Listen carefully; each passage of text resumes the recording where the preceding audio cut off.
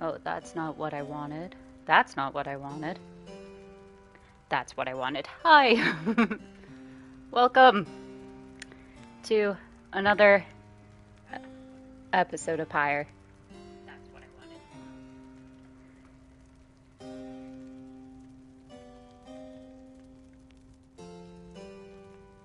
Alright, let's get things moving and grooving.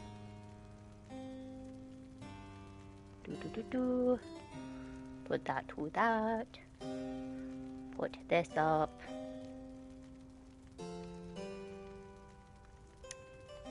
And now we'll wait.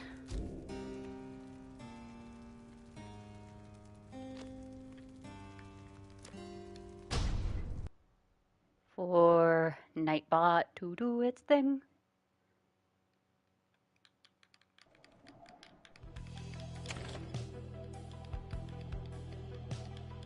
So, last time we defeated one of the groups in the rights, and now we're heading somewhere else. And we got a stowaway. That's pretty much what I remember. Alright, let's continue. There is still no sign of the lone minstrel, though Jordariel tracks potential signs of movement east, the same way you were headed. You considered where to search for him. Hey, there's Nightbot, hanging out.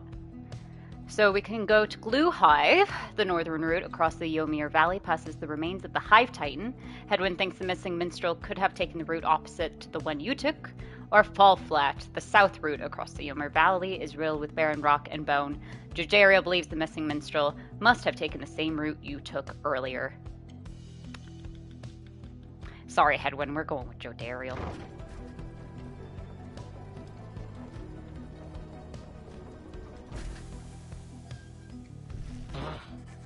As you make your way through the dusty wastes of Fall Flat, the south route, even the wild curs of the valley avoid the oppressive heat of this place.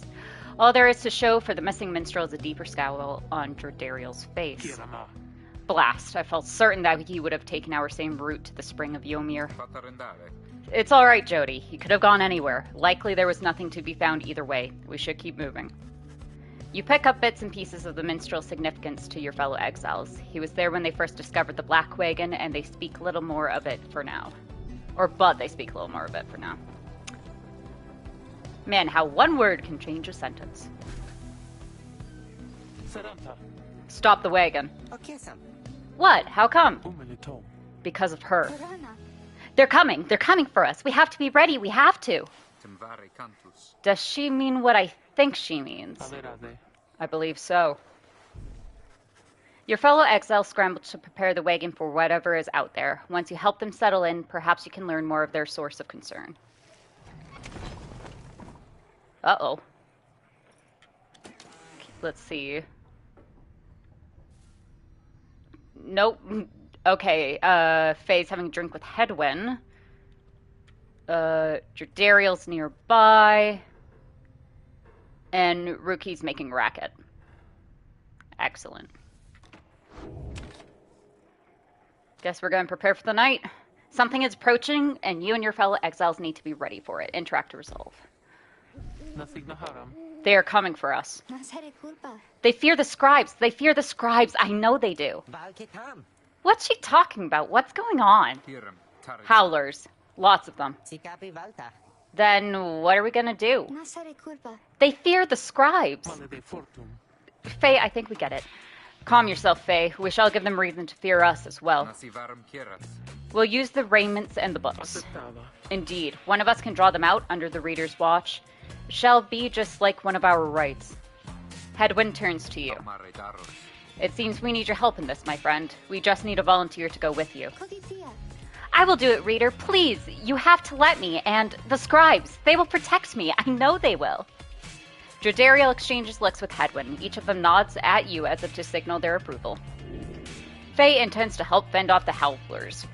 Let's prepare for them, I guess.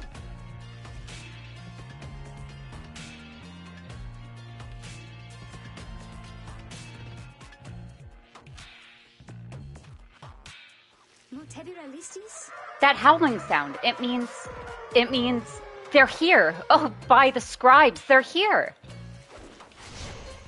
All right, what am I doing? Fend off the howlers.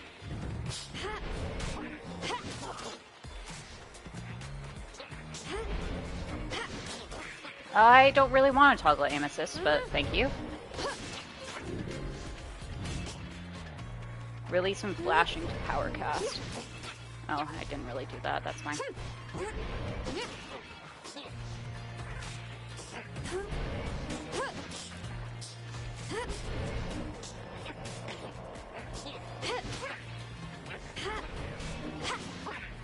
Uh-oh. Oh, damn.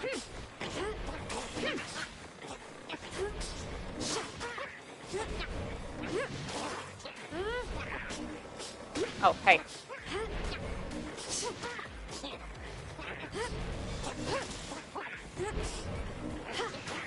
I can't seem to get it while it's flashing. It's like a split-second flash.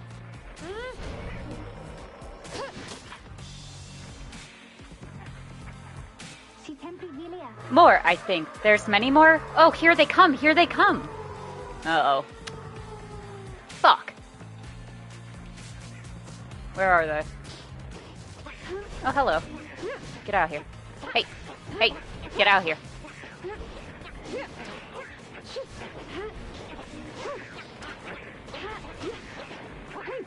Oh, shit.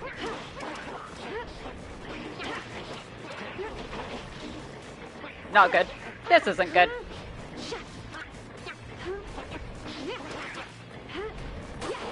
Shit.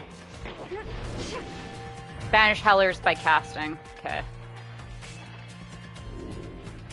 Release when flashing to power jump. Okay. Is it over now, at last? It is. I think it is. Oh, those poor and wretched beasts. Just then Faye spots something creeping towards her. Whoa, what? Oh, Jesus Christ. And Faye's dead.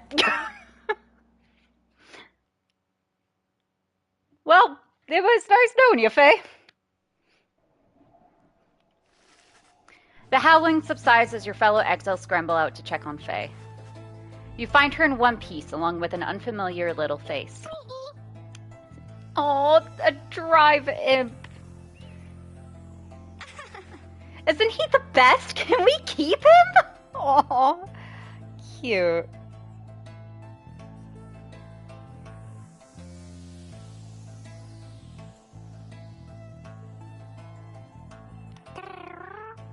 Aw. You sense depth of experience in this creature, at least judging it by Drive Imp standards. In fact, you feel a connection to him. If you concentrate, perhaps you can derive some meaning from his calls and screeches. The Drive Imp seems both excited and frustrated by something. You sense some pattern in the Drive Imp's screeches. He seems welcoming to this. The Drive Imp seems to have history with your Blackwig, and you are beginning to understand him. The Drive Imp recognizes you as the new reader of the Nightwings. He is pleased to meet you. The Drive Imp seems satisfied at having gone through to you, and you explain to your companions what little you have learned of him so far. Yeah, that he knows us, and he's happy that I'm the new reader. No one argues against letting the creature come along. Inside the wagon, the other Drive Imps stare at him like with something like reverence. The Drive Imp joined you. He seems to know his way around. Welcome him aboard. Welcome, Drive Imp. Hello. He seems to have something on his mind. You can see the little imp has made himself at home. He rushes right up to you. Your new wagon companion seems very pleased to be in the wagon. He indicates he was able to find you thanks to the swarm of howlers. He has no love of howlers, and they know not to mess with him either. He plans to set up a nest that should ward off any further trouble from them. He looks forward to the road ahead with everyone and believes it shall be worth it. He seems to be saying he is happy to be back where he belongs, and he urges you to keep going. Okay, so he was part of the Black Wagon at some point.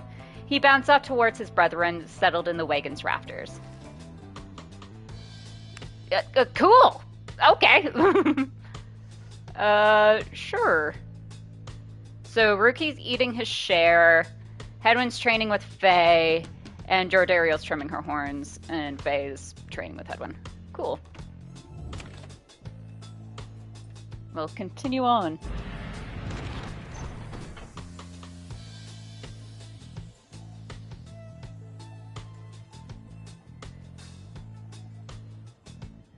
Lexand, an arid southern pass towards the ominous Cairn of Ha'ab.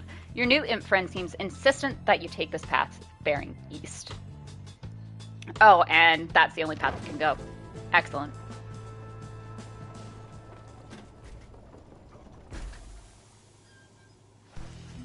Hedwyn orders the wagon to a halt somewhere in the stark badlands of Ymir Valley. There's someone on the road. Be careful, everyone. The figure watching the black wagon from afar approaches, arms spread wide. Although a hat and cloak conceal the figure's features, it's gonna be the minstrel. Then the imp rushes out towards whomever it is. The imp is very riled up at the sight of whoever is approaching, though in an almost joyous way. Tizo, he is a vulnerable drive imp who seems to know the ins and outs of the Nightwing's black wagon. It is good to see you, and you found the others even faster than expected. The imp called Tizo appears very pleased. The lone minstrel turns toward the rest of you. Hello, we have not met, but I know who you are or who you must be. I returned as promptly as I could. Have you walked with the scribes themselves? Because I think maybe you have. Hello, indeed. You had us worried there when you took off. I should knock him back into his slumber. Jesus Christ, Jordariel. I did not aim to cause you such concern. As soon as I awakened, I had to notify my client that the Nightwings have returned. Your client? I, my client, Sandalwood, an apparent name of some mysterious informant of Hedwyn, Jordariel, and Ruki. He is your point of contact, as I understand. You did not find his wagon by mistake. So, what now? You continue down the path. That is why I am here. When we meet my client, he shall explain. For now, you have a job to do. I assure you that I shall not interfere. But I mean to accompany you. Would that be alright? Hedwyn and the others exchange looks. This dude was fucking just chilling in the wagon before. I don't understand why we wouldn't have him come along. Welcome back, minstrel. You got a name? I am sometimes called Tariq. Tariq? He appears to be a traveling musician, yet seems to be connected to the rites. It is a pleasure to meet you, Nightwings. The lone minstrel returns to the black wagon with your fellow exiles. The lone minstrel rejoined the group. Journey onward.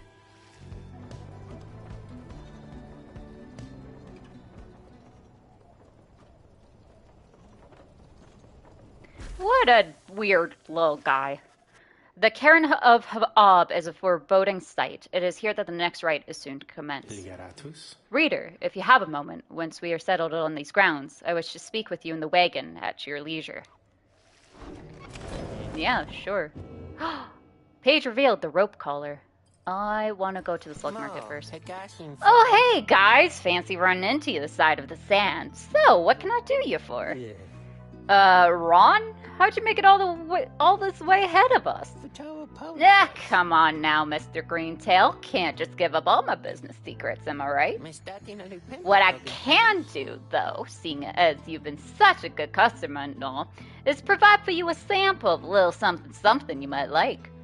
Here, check this out. Seeing as you bought that Mooncrest thinger from me last time, why, I'm just thinking you could use this, and I got more if you want.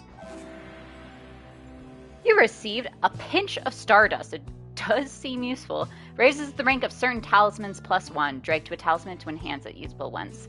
A shimmering substance with mystical properties said to come from the heavens themselves. Thank Ron for the sample. Cool. Interact with Ron to quiet him down. Okay. A star right, the bear's Pyre automatically gains +7. When plugging into the adversary's Pyre, the bearer deals bonus damage +2. Carrying the orb, the bearer moves faster than usual. After banishing an adversary, the bearer gains +1 up to this many times per right. Sure. I will absolutely take that. Yeah. Sure. We'll do this as well. Ha! I know you're gonna like that stuff, guys. It's pretty whoo, you know what I mean? And if you want some more, now I know just the individual and his dad who can get it. Catch my meaning, yeah? Just stop on by another time. Thank you, Ron. Alright. Jordariel. Can we get your hope up? Oh, no. Gotcha. Okay. Yeah, we'll do that. Bashing an adversary, the bear game's +1 coin. We'll give this to Ruki. And then what does yours do? After being banished, bear gets to turn immediately. Oh, Ruki's like full. Jesus Christ. Alright. I guess we'll do this. See you guys again sometime soon, maybe. Okay, because I gotta say, you are my favorite customers I had all week. Alright. Oh, we got a couple new things. Alright, we'll talk to you first. The lone minstrel seems to have situated himself in the wagon. He is very still, not unlike when he was sleeping. Reader, I shall keep this brief, as you shortly have a rite you must conduct. You have read something of the Book of Rites, an ancient manuscript revealing a mystic path to freedom from the downside. For centuries, the teachings of the 8 scribes have been passed down through oral tradition alone, which means that you may know something of my nature. On the contrary, you know not what he means, and he soon senses this. Forgive me, for I spoke too soon. Suffice it, I have served the Nightwings for some time. Conduct the rites with glory, and you shall achieve what you seek. The lone minstrel nods farewell to you and steps away. Great, thanks, dude. White Lute, the lone minstrel's Tariq's musical instrument, with which he chronicles great deeds through song. He's nearby. Interact to listen to various music from your quest. The lone minstrel and his white lute chronicle the journey of the Nightwings through song. Using it, you may hear glimpses of your past experiences across the downside. What piece do you wish to hear? Surviving exile, forbidden knowledge, downriver, downside ballad, the 8 scribes, path to glory. Step closer, moon touch, through the valley, dirty deal, glorious tradition, night howlers. Okay, so this is the jukebox type thing. Gotcha. Cool, cool. Nothing for now, please. Book of Rites. Let's see what we revealed. The rope color's the newest one, yeah. Last Emperor. We've read that, the first exile. Okay.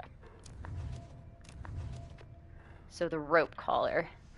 In the words of Golthanian, the Master General, I knew it was a fool's errand, but my liege, he would not listen.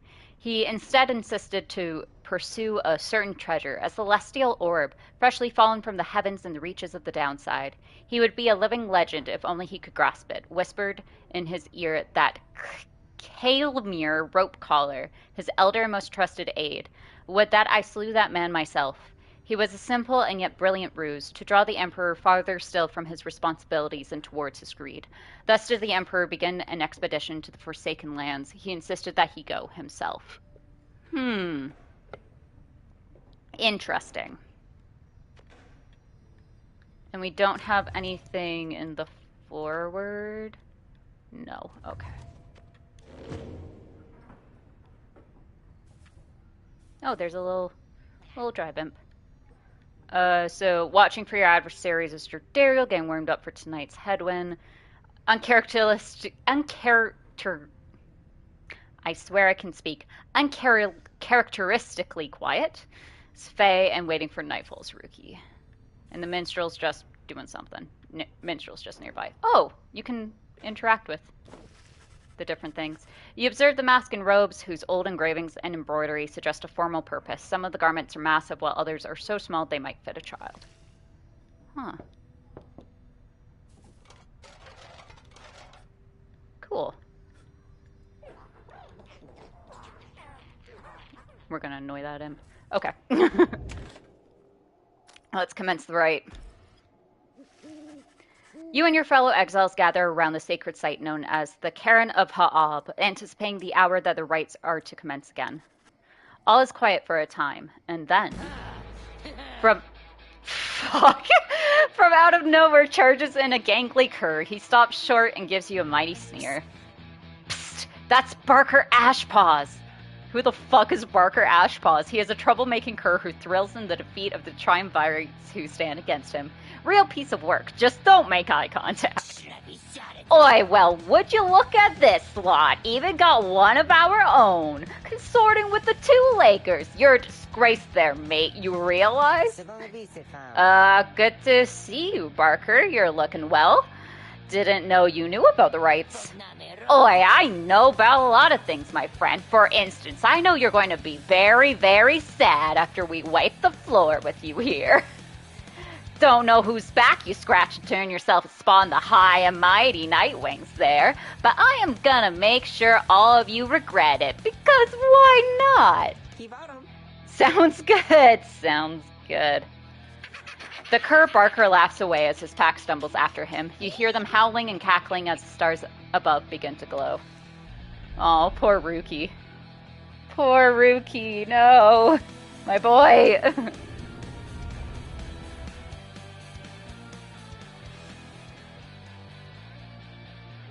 Uh-oh. Poor Rook.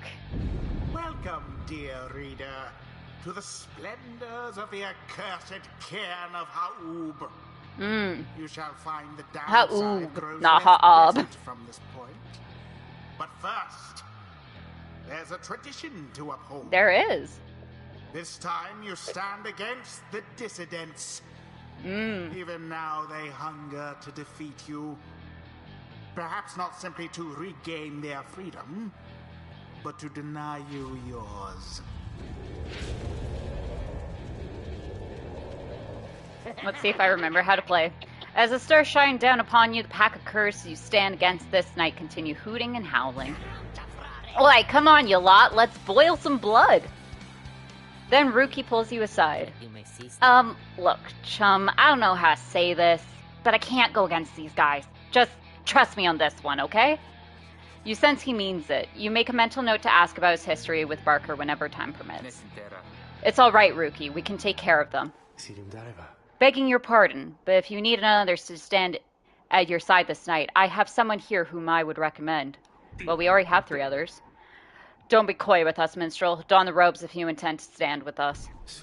Oh, I did not mean myself. The rights are not for me. I was instead referring to this little one. A creature wearing tiny raiments appears at the lone minstrel's side. Tizo seems to be volunteering to take on your adversaries, the dissidents. Absurd. The imp knows the rights. He knows a great deal. So long as the Nightwings stand together, he shall be at their side. Though, you need not take my word for it. Tizo, your adversaries seem to be preoccupied. Perhaps you might quickly show our comrades what you can do? The little imp peers at you. You sense his connection to the rights as he awaits your guidance. Okay, I guess we're having Tizo.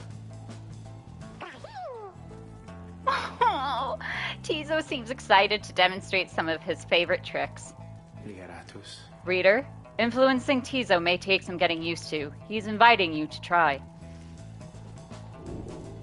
Another joins your ranks. Flutter. Oh my god, look at him go. Although, no, it cannot be. Then we shall see what comes of this new partnership of yours. Tizo soon returns after imploding. Oh god. Well done as ever, Tizo. Tizo is happy to lend his support during the rites if you could use his help. Well then, reader, who shall conduct the rites in the name of the Nightwings? Alright, who shall conduct the rites? Do Tizo. Tizo. Okay. Hedwyn. Alright, we'll do Faye and Hedwyn. Faye. Because they're the lowest ones. Hedwyn. Glorious. It is done. May the scribes watch over us, or even help us out if we need it. Time's up, you swill. Come on, boys, let's get him. Alright, shit.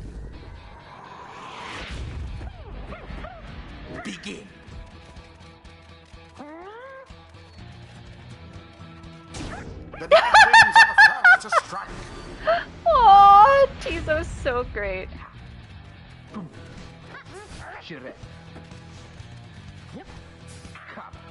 Oh, damn it.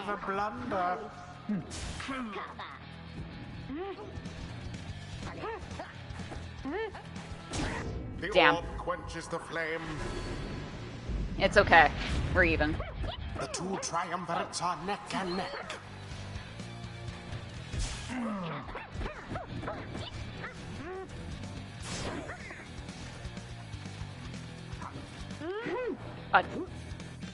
Damn. Now, take it.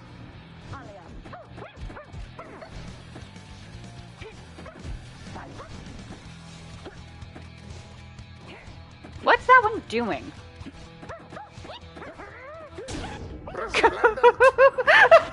Sorry, I had to just sit for a second.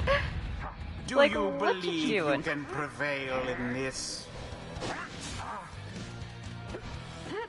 Come on. Come on. Oh, damn it. Whoa! I don't know how I did that, but cool.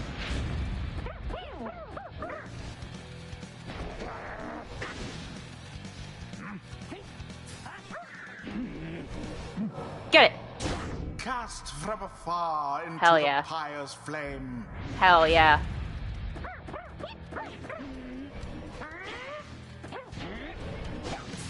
Oh no. Careless.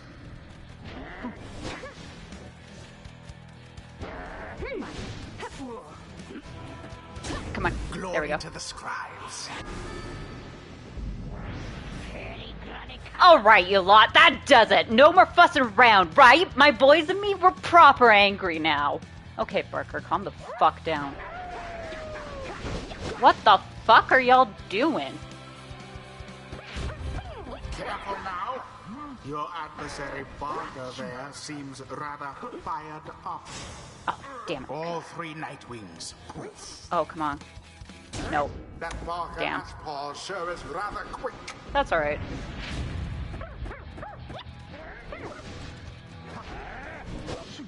There goes Tizo.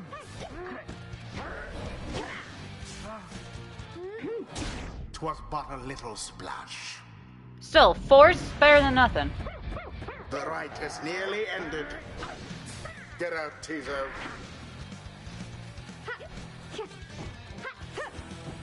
Oh, come on. Damn it.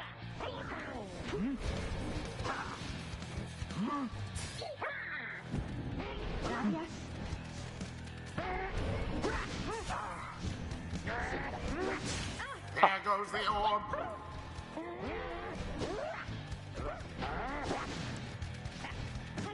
Okay, come on. Go, go, go, go, go. And it is done. Woo! The Nightwings prevail yet again. Hell yeah. Accomplished effortlessly, I might add. Thank you. Thus end this night's proceedings.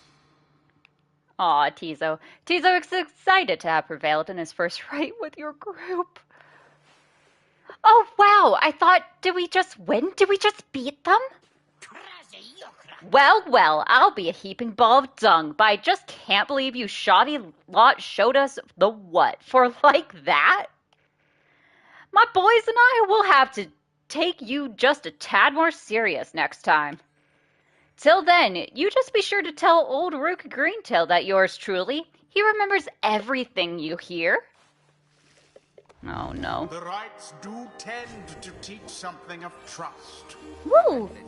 I think I'm beginning to understand something of all of this, my friend. Excellent. Alright, Headwind, what's your mastery? Headwind gains 50% more stamina, letting him jump and sprint more often. Headwind and his allies regenerate stamina twice as quickly. Ooh, so either he helps himself or he helps others.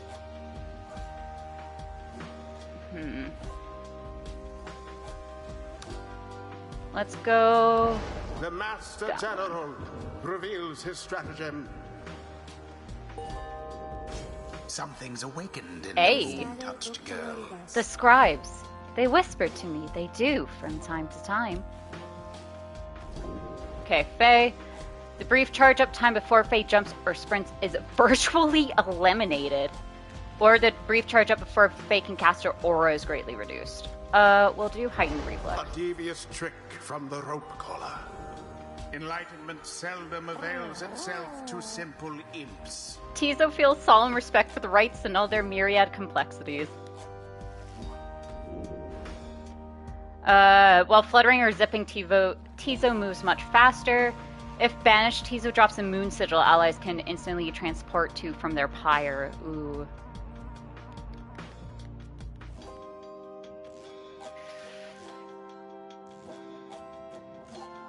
No, we'll make him move faster. 'Tis the influence of the imp scribe. Until the next rite. Splendid was your guidance of the Nightwings, reader. Your fellows are fortunate to have found one such as you. May you find the freedom that you seek. Thanks, minstrel. That was fun.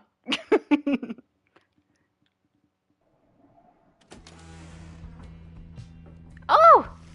We got a little thing up there. After besting the dissidents, a triumvirate of anarchists who conduct the rites for sheer thrill, led by the Cur Barker Ashpaws. With great prowess, you return to the wagon to recover from the night's ordeal and figure out how best to proceed. You all right, Rookie? Think so, chum. I just need a little time. Didn't count on Barker being caught up in all this. You don't owe him your conscience. You'll sort things out with him. You always do. I do not wish to interrupt, but the dark of night is waning. Reader, would you join us outside, please? I mean, I'd rather figure out what's going on with Rookie, but alright. You find your Dariel and the lone minstrel gazing into the sky above the valley, which is beginning to grow pale. You look towards the heavens. Seek your destination. I'm gonna guess it's this one. Melithi the Bog Star. The Bog Star burns bright over a fetid cavern in flagging hands.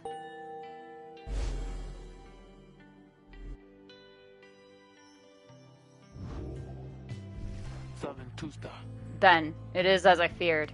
We are to press further north, beneath the valley into flagging hands. A gloom-filled, desolate region of the downside, beyond which lies the sea. A fetid sprawl of noisome, festering, unpleasant adjectives. Basically a disgusting swamp pit. The scribes are watching over us. They will protect us wherever we should go. Had you been to Flagging Hands, you would not say such things. The scribes have surely turned their backs on that place. If I may, the bleakness of Flagging Hands shall wear upon you, to be sure. I urge for you to take what rest you can, for you shall need your strength upon the road ahead. Your fellow exiles agreed to turn in for the remainder of the night. At dawn, you shall have to press deeper into the downside. Yeah.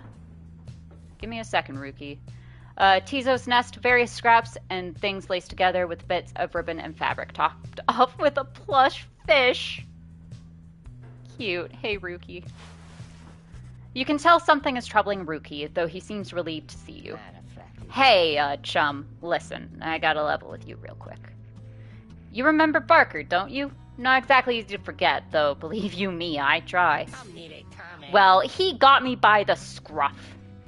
I've been down here a little while, as you can see by now, but Barker, he's been here longer. He's made quite the name down here. As for me, I needed help, you understand? I had a certain standard to uphold. So, I figured he would be the one to ask. Then Rookie hesitates. But then his familiar grin returns.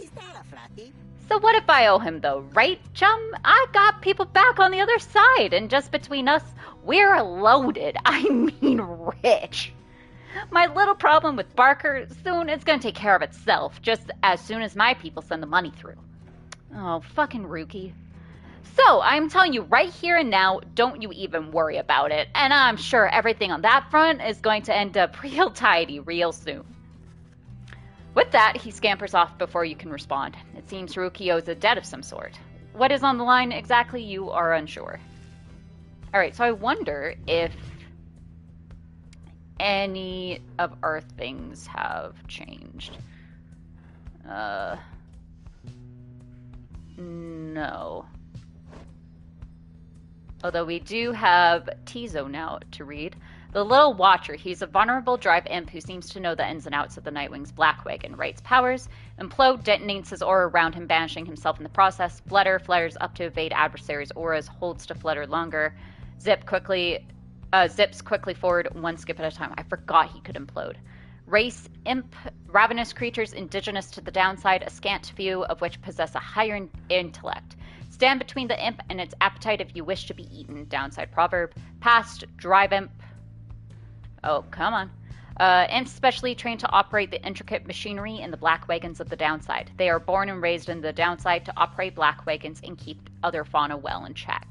Observations. Imps are known for having superior appetites, but not for having much in the way of intellect. This particular imp defies all such common understanding and seems to be deeply connected to the black wagon of the Nightwings, and perhaps the rights themselves. You and he quickly formed an understanding. Oh, and these are not applicable.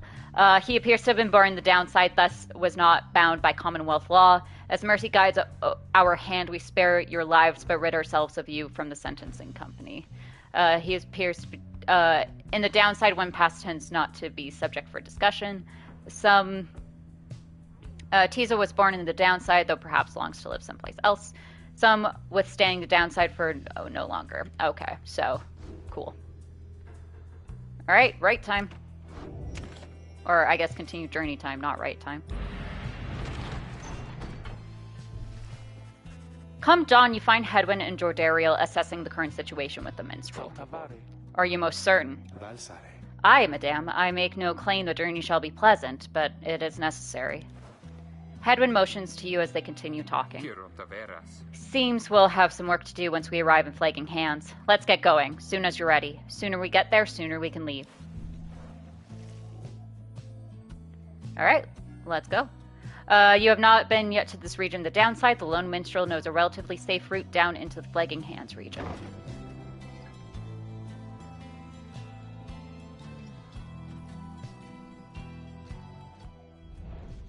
Flagging Hands. I remember this place. This place fucking sucks. It makes everyone sad.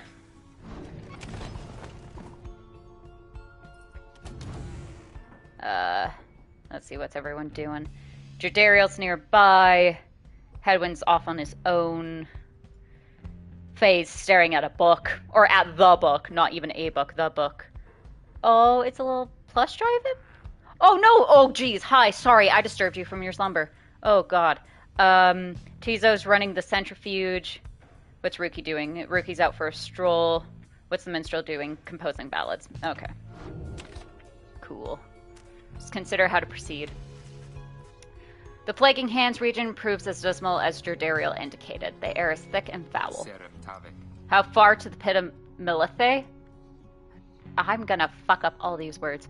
According to the stars, the next rite shall soon commence here. A fetid den in which the witch Milithe sealed the physical form of Yishlach Astralborn. All the way across the marshlands on the coast. Reader, would you join me in the wagon for a moment? We have matters to discuss. Jordariel and Hedwyn exchange looks. Then she turns to you. Go see what he wants. Alright, Jordariel. Oh, I remember this.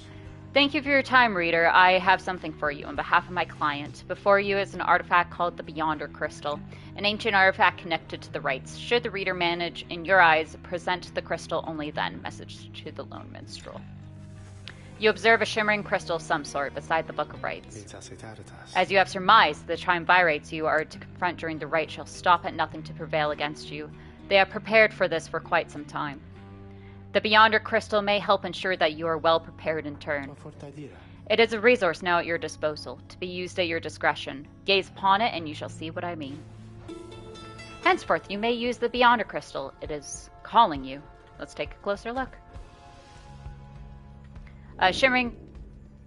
The Beyonder Crystal seeks Ruki. Okay, a shimmering crystal inscribed with glyphs beyond your understanding. My controller is vibrating. You look upon the shimmering surface of the Beyonder Crystal. Some of your senses fail, though you retain a hold over your consciousness. An apparition appears before you, clad in the raiments of the rites, but incorporeal. I sense that you are not a total idiot. She reaches for the clasp on her mask. So, the Nightwings have returned. Oh, but where are my manners? You must be their lovely reader. Please, call me Sandra. She is a wraith expelled for eternity within the Beyonder crystal and bound to serve the rites. Sandra the Unseeing. Oh, Jesus. We met briefly before when you first beheld the book, when you were stuck inside of it. I'm sorry, what? What? Oh, hold up there. When I was stuck inside of it? I was among the phantoms your companions banished there, no doubt stroking their egos. We met briefly before when you first beheld the book, when you were stuck inside of it. I want someone to put a pin in this conversation, so that way we can flash back to it when sometime in the future we, like, learn our origins, and that we can't escape because we were in the book or some shit, or we came from the book. Fucking put a pin in this moment. You listened well enough to the damned voice. Now I suggest you listen well to me. A voice described within the book, it calls to you during the rites and reminds you of your exile. Jesus Christ. I am bound in servitude to you, along with any idiots whose freedom happens to be intertwined with yours. I know the rites better than anyone. I soon can whip you into shape if you but take advantage of my services. First, I offer scribe trials to those friends of yours. If they can pass, it shall be worth their while, and yours. Sandra's series of special challenges custom tailored for each of your fellow exiles. Secondly, my Beyonders and I avail ourselves for practice rites, should you be so inclined. The Beyonders, a spectral triumvirate banished for eternity and trapped within the rites led by the wraith called Sandra the Unseeing. Practice rites, no strings, training competitions between your fellow exiles and Sandra's Beyonders. Or you could always come and chat and briefly free me from an eternity of boredom, You have invoked Sandra from the Beyonder crystal. What do you wish to do? Request her a scribe trial, challenge her to a practice rite, ask what's on her mind. Will request her to a scribe trial. Choose an eligible exile to brave one of Sandra's challenges and earn a unique reward if they prevail. Indeed, it looks as though one of those failures of yours is ready for a lesson in pain. Who shall brave one of Sandra's trials? Choose among the worthy. Rookie! Only one. You ask Sandra to administer one of her special trials for Rookie. What, the loudmouth cur? Well, I suppose that he is ready, technically. Though I have a litany of reservations about him. But let us bring him forth. Soon Rookie appears in heat of the summons. Chum, why are you looking at me like that? I don't know, we're about to do something, Rookie.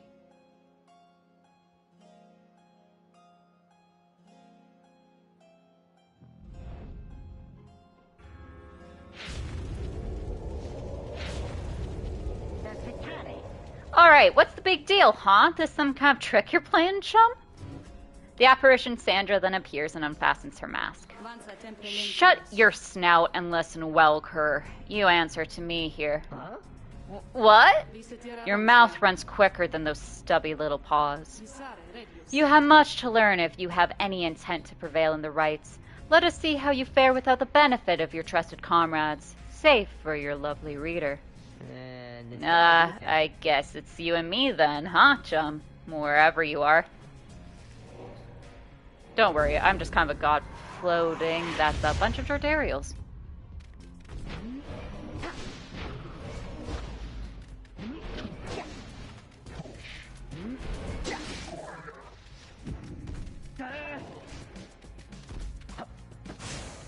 Oh! I was so close. Hey, Nate, how are you?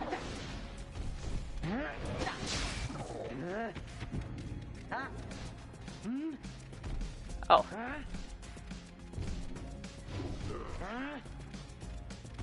Oh, come on. Oh. Okay.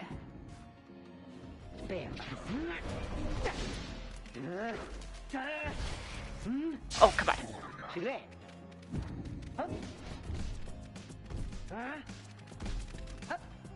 Oh, come on! Oh, I just overshot it.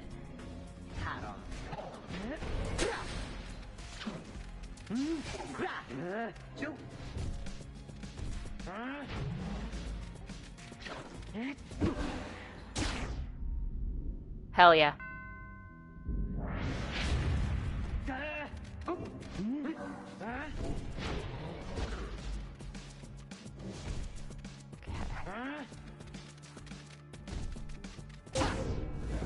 Glory dive, A. Oh, damn.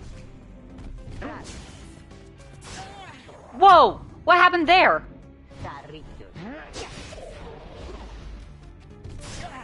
Oh, caught my edge.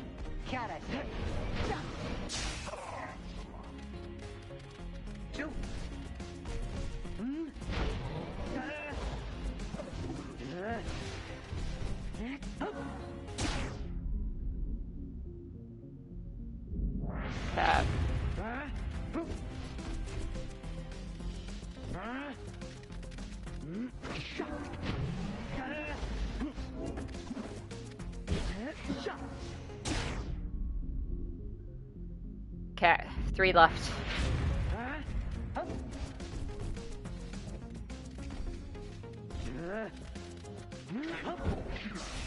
Damn. Oh, okay. Well, at least it's far away from my pyre. Who has it? You have it.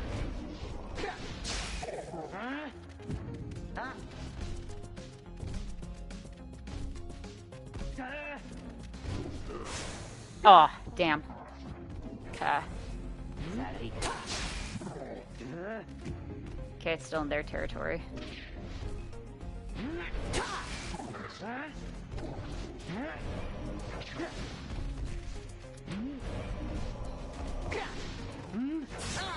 Ow. Fuck. Yep. Absolutely gonna get it. Damn. Oh, we were so close too.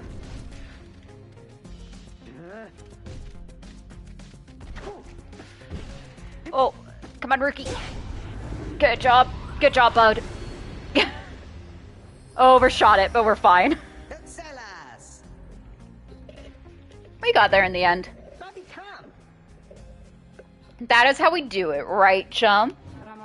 It is, and you acknowledge likewise that you did not do it on your own, despite having to face my demon friends all by yourself. You passed my test, Kerr. Congratulations are in order, both to you and to your lovely reader. Now, farewell.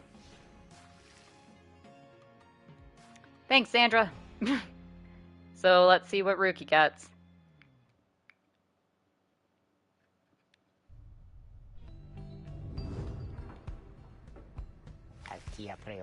That Sandra kind of gives me the shakes. Know what I mean, chum?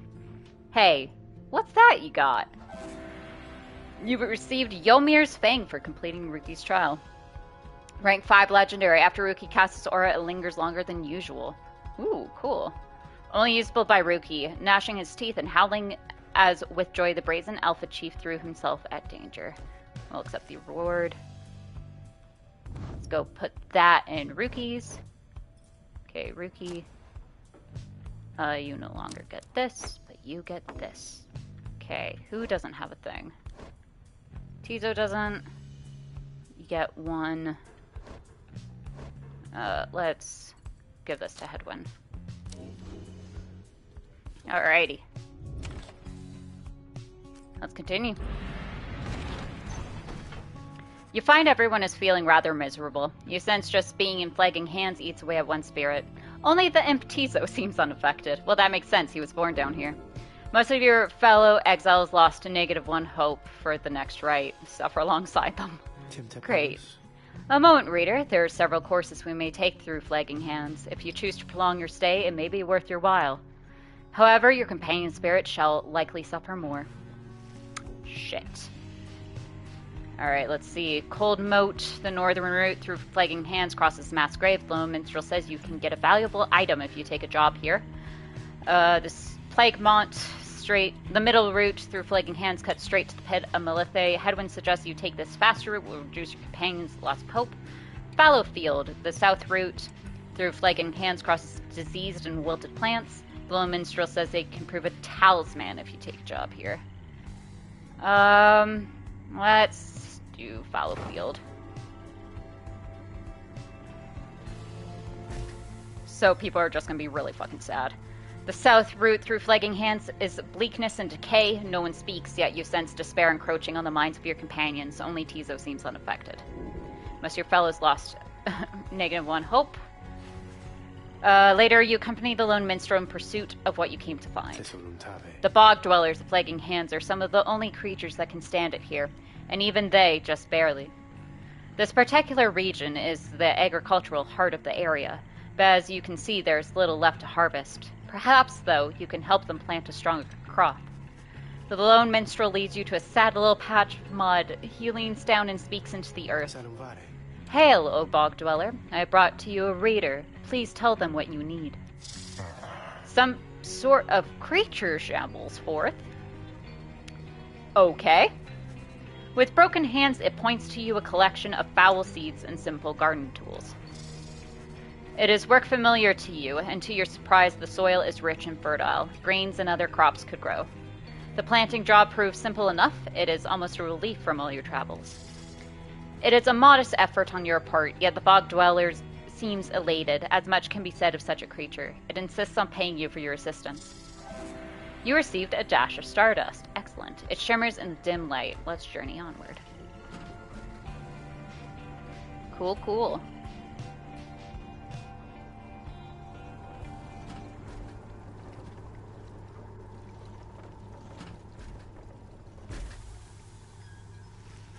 By the time you reach the pit of Melethe, everyone besides the Imp Tizo seems to be feeling even worse than before. You sense their desire to leave this place as soon as possible.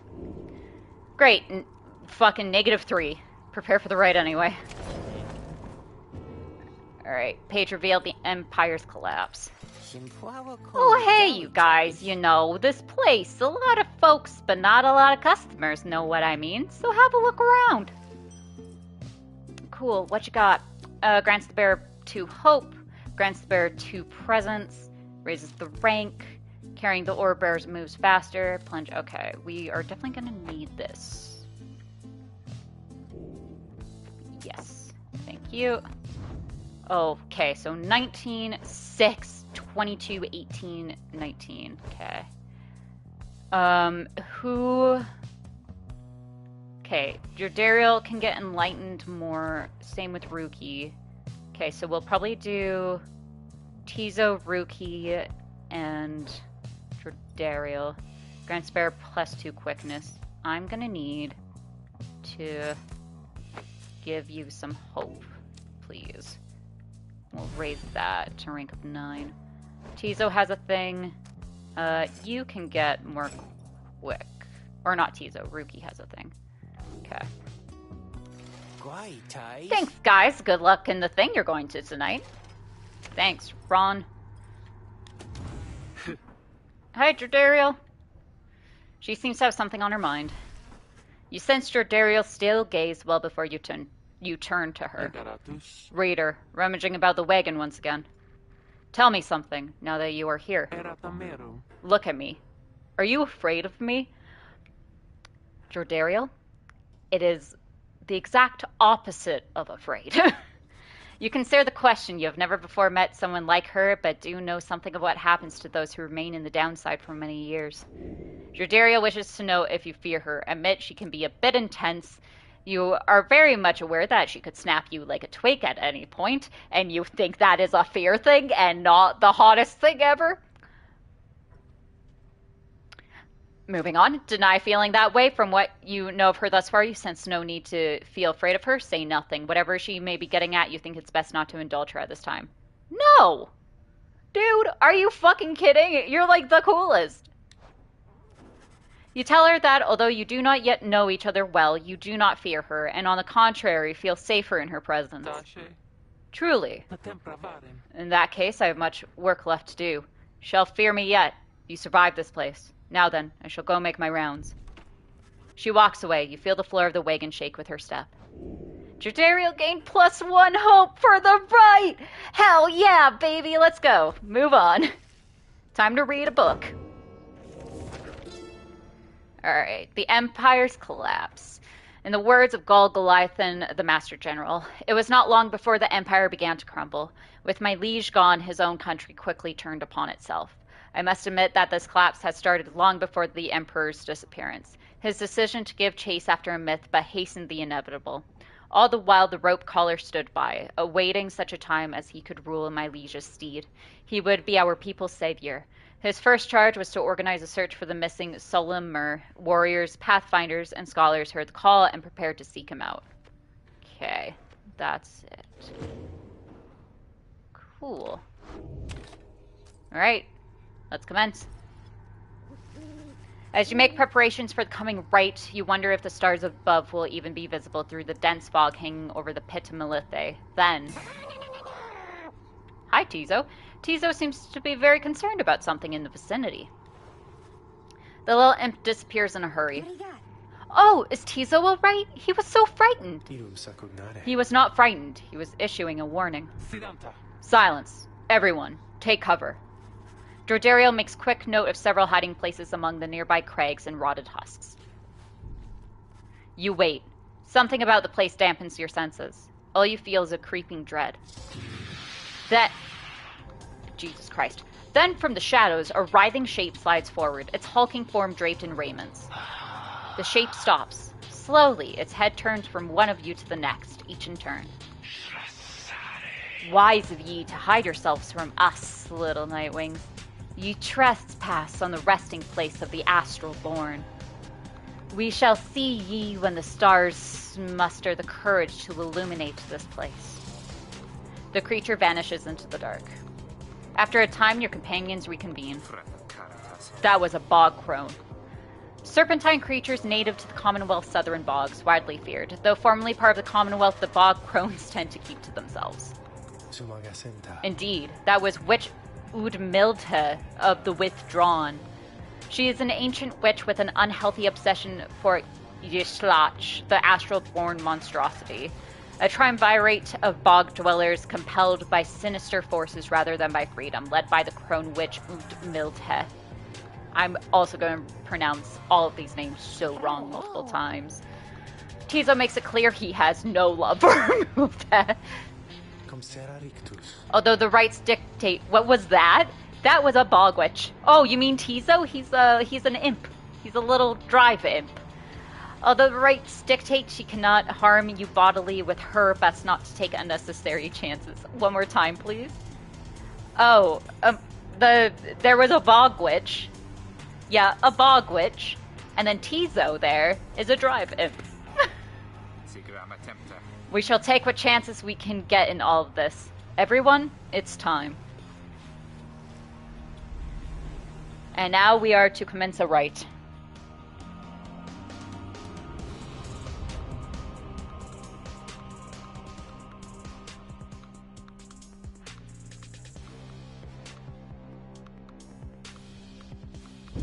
Why, you made it, reader. I did. Made it all the way to the detestable pit of Melith. Melith. Jesus. So, of course, you have disturbed your ancient adversaries, the Withdrawn. Oh, are the Withdrawn our ancient adversaries? The witch who leads them has big plans in store, should she prevail in all this. Uh-oh. Now, as you know, I normally would wish you a shameful defeat. Mm-hmm. But in this case, I wish you a little bit of luck. No, please wish me defeat. I don't like it when you change up things. The crone Umilde sees your companions gathered by their pyre. A little flame as that shall never warm ye here, much less survive the night. Hear us, Yishlach, make the Nightwings suffer. Ruki trots forward from your ranks. Listen here, you old bag!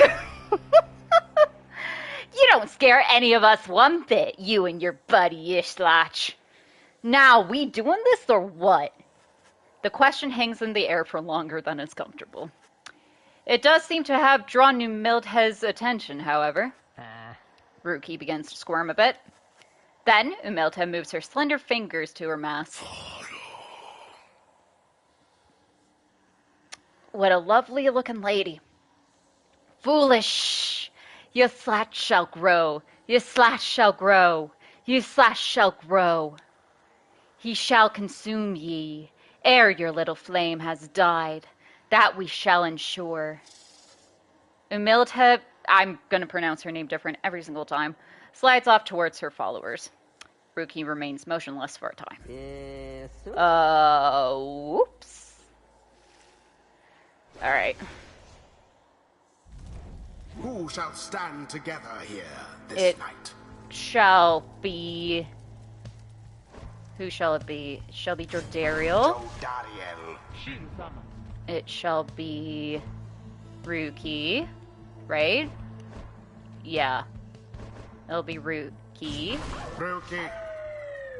And it shall be Tizo, because he is unaffected. It is done. Tizo is ready to take on the Withdrawn alongside Jordariel and Ruki. No matter where ye go, Yslat shall find ye and devour ye. Alright, well, shit. Jordariel first? Yeah. Now begin.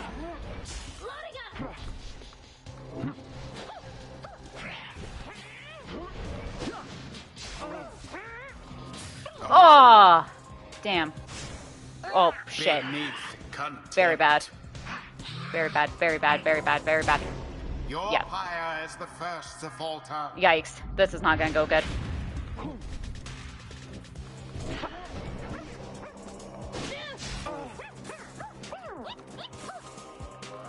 Tizo doused their Pyre. Tizo's just going in.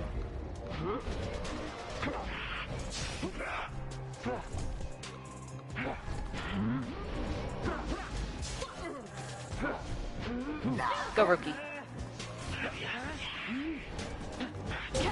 Ruki plunged into the Pyre. Okay. This is the path to glory. There.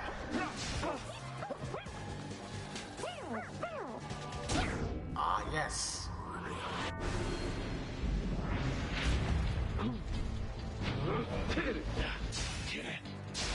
Oh, shit. Okay. Shit. Damn it. There you poor Nightwings. Yeah.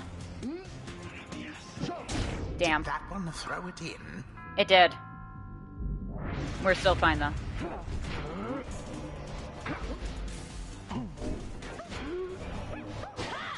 Your demon is banished.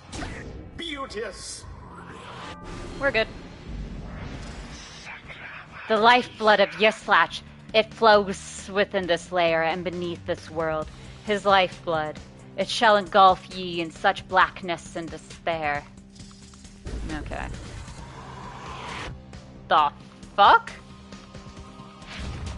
The witch invokes a profane name I shan't repeat.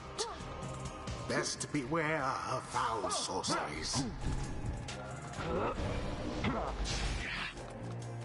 None left unscathed.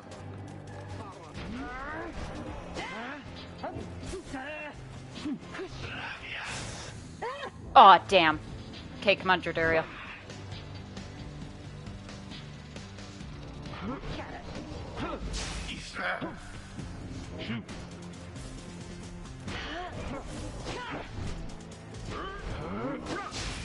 Oh, damn.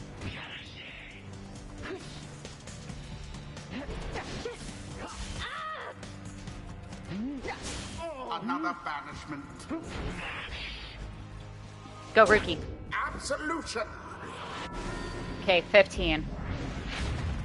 Now end the ceremony.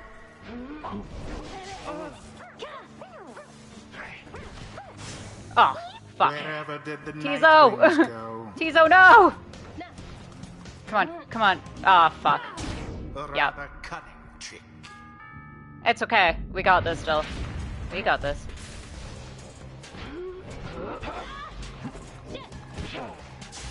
Banished.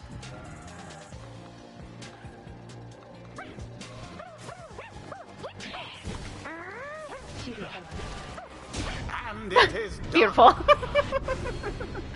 The Nightwings Excellent. once again prevail. Hell yeah. Their pyre burns, whilst that of their adversaries is but ash. Excellent, The excellent. rite is done.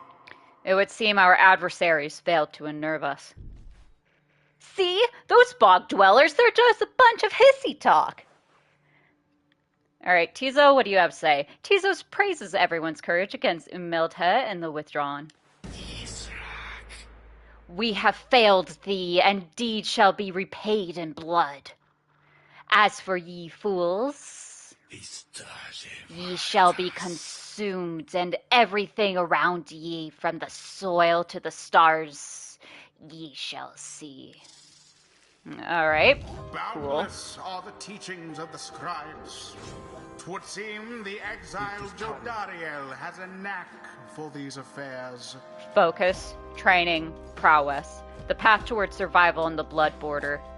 Oh yeah, that's the fucking edge of the Commonwealth. These rites make similar demands of us.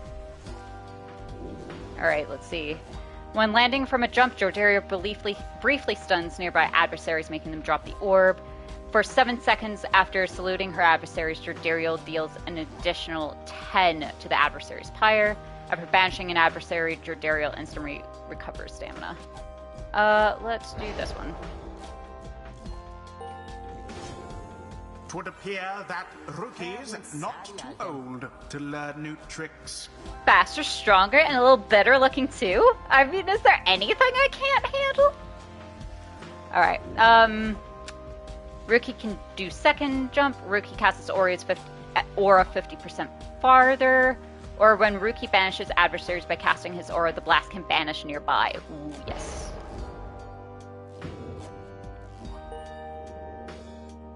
Hell yeah. Good job, Tizo. Until the stars align.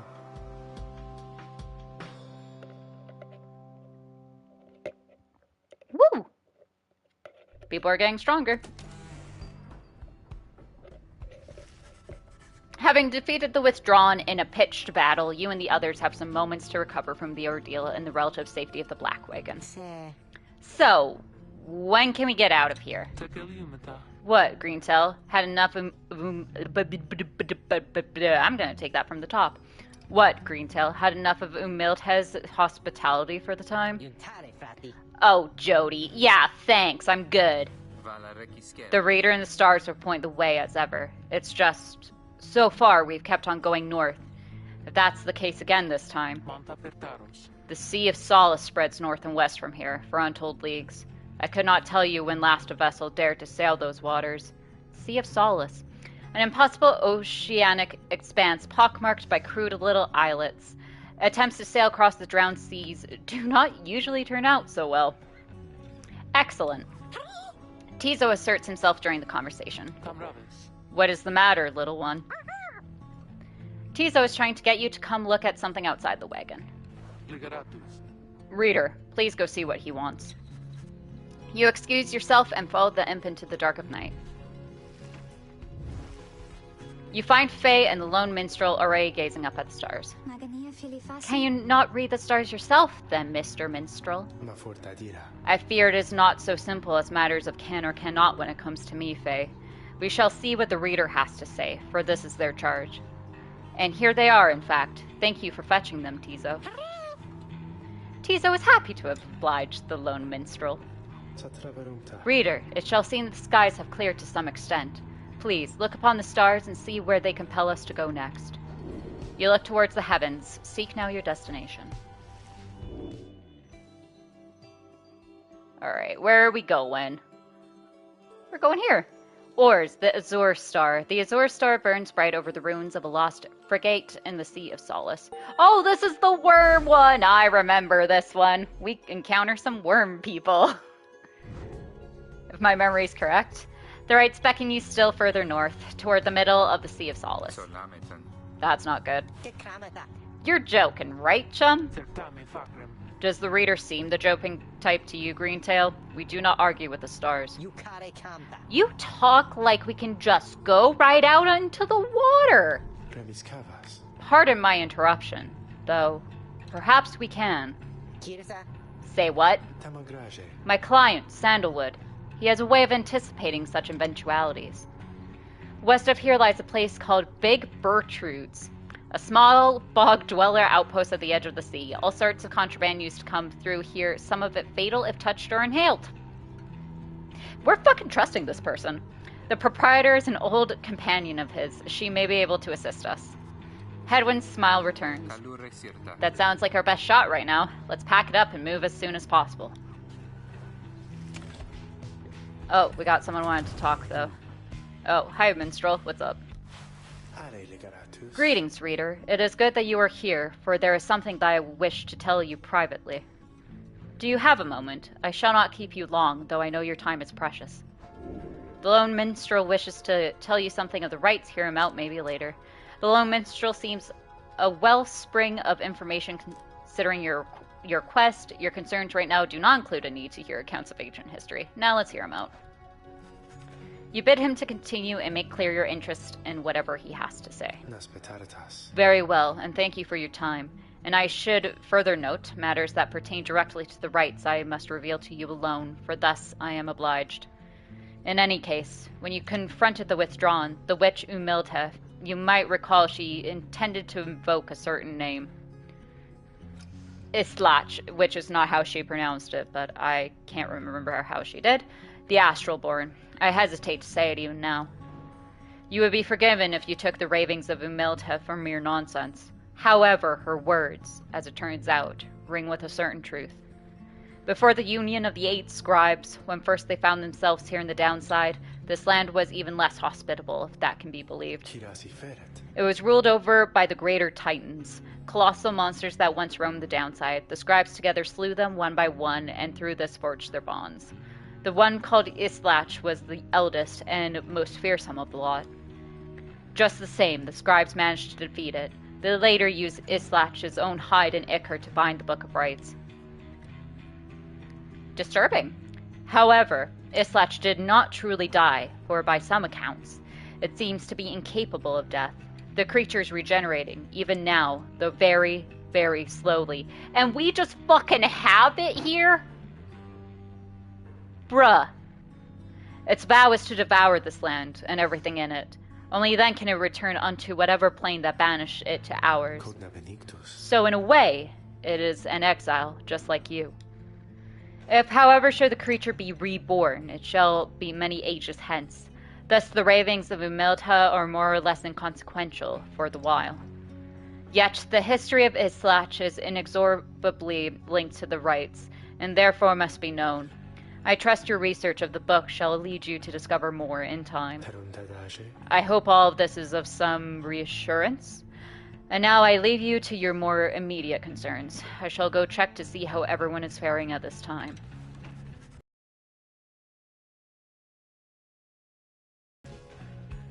Cool. We're going to take a quick break. So get up, stretch, grab some water, do what you need to do. We will be right back.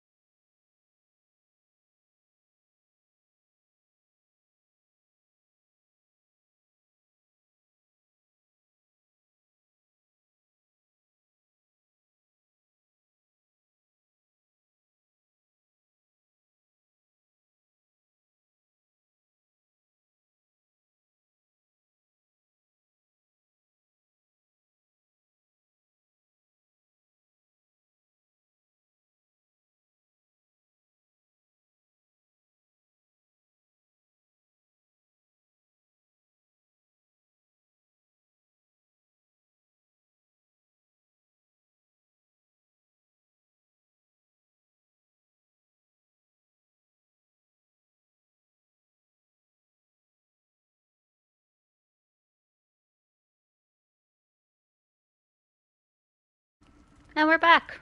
Hello, everyone. We'll just make sure audio is running properly. And as it should be. Because you never know. Excellent. Okay. Let's go. Get hyped! Sorry. Yeah, let's go to fucking Big Bertrude's. A small bog dweller outpost at the edge of the sea. The lone minstrel says someone here can help you pursue the stars across the sea. What voice is Big Bertrude gonna get? Who knows? Even I don't. This is the place. Let us go to see my client's companion as soon as you are ready. Anyone need anything in here? No. I just want to see if there's anything else.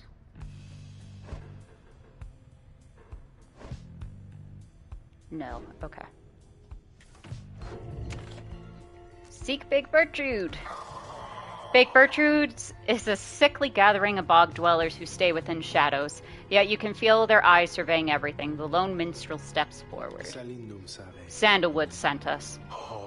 The words are enough to make the bog dwellers snap to attention. They emerge from the mud and dark and begin inspecting your black wagon with their strange tools. One of the bog dwellers slithers forth. She is larger than the rest and leaves no doubt that she commands the others. Thou speakest the name Sandalwood. We would know his whereabouts. Reveal them to us. Good day to you, Big Bertrude. She is a bog dweller once feared and respected in the Commonwealth for her sorceress work. It is a pleasure to meet you at last, for Sandalwood always spoke highly of you and your handiwork. I'm gonna guess the lone minstrel Sandalwood. Ugh. He did he? In turn, we know who thou must be. Yet thou speakest of the past. Sandalwood, doth he yet live? Speak plain and quickly. To be quite frank with you, madame, I do not know for certain, for I have been apart from him for some time, carrying out his will. Though I have every faith that Sandalwood lives. As for his current whereabouts, I understand that he awaits us somewhere near Wakingwood, beyond the waters. A labyrinth of a forest on the western half of Black Basin. Few know their way around in it. The path of the sacred Mount Elodile lies far beyond those suffocating woods. We wish to seek him there, though, as you can see, our wagon is ill-suited for the task. The one called Bertrude frowns at this, studying the lone minstrel all the while. Indeed. Then leave us. Return at dawn. That is all. By your grace, Big Bertrude. The lone minstrel turns away, but Hedwyn stops him. Hold on. Are you sure about this? Leaving the wagon in their care? All should be in accordance with my client's plan. You keep calling Sandalwood your client. He must reward you well. Aye, in a manner of speaking. He helped me find a sense of purpose I thought lost. Hedwyn nods at this, then turns to you. Well, my friend, I guess we'll see what happens, right? I'm off to let the others know. You find yourself with time for your vocations, while the bog dwellers go about their business.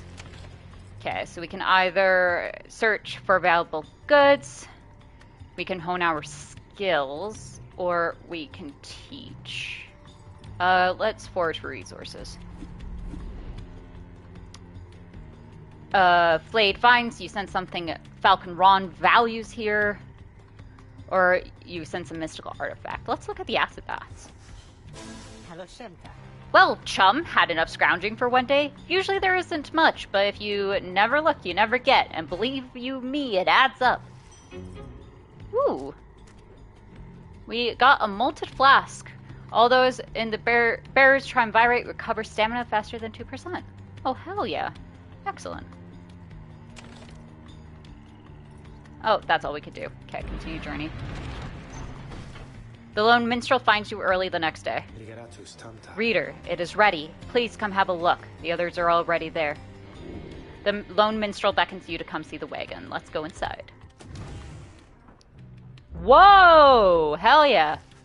The black wagon appears different now than it did even a day before. The hull is fully sealed and reinforced, and all manner of nautical equipment adorns the port side. Wow. You people seeing this? I'm gonna have a look around.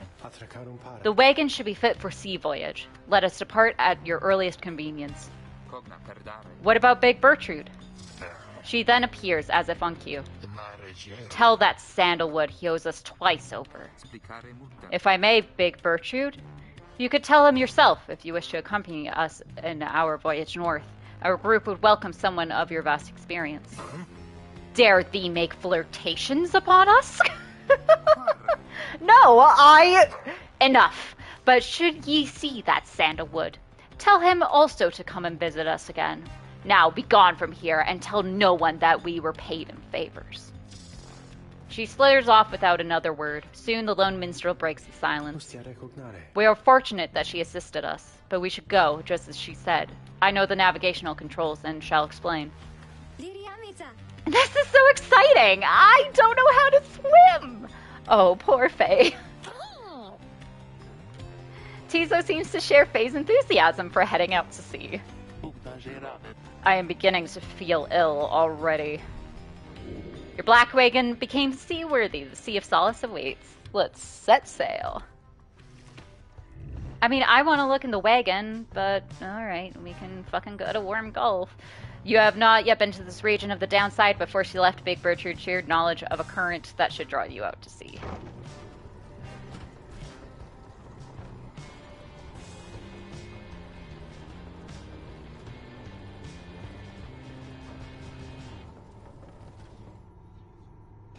Bye! Whoa, we're a boat! We're a cool-ass boat! Worm Gulf. Yeah, this is where we meet the worms! You and your companions watch the sea as your wagon rolls over the gentle waves. We have crossed into Worm Gulf. I hope that all of you are acclimating well. The tempestuous Sea of Solace lies beyond this death-still body of water. Exiled worms from the sea dominion naturally congregate around here. There is no acclimating to these worm-infested waters. We risk everything to sail here. Exiled worms of the sea dominion tend to seek out the cold of the downside seas. Known for being reckless and single-minded, they were perfectly suited to fill the Commonwealth's front lines. As long as we follow the cold current Big Bertrude indicated, we shall be safe. If the next right is in the middle of the sea, how will our adversaries meet us there? They shall find their way as we find ours. It is all part of the scribe's design. Now, reader, please confirm the next point of our sea journey. We seek the hulk of oars. The next right shall soon commence. A carcass of the doomed exploring vessel Dazerban lost in the waters of the downside. Is this the only way to go? It is. Okay, Outer Solace. Bertrude's instructions are to navigate the maze of maws in a curving route bearing northeast.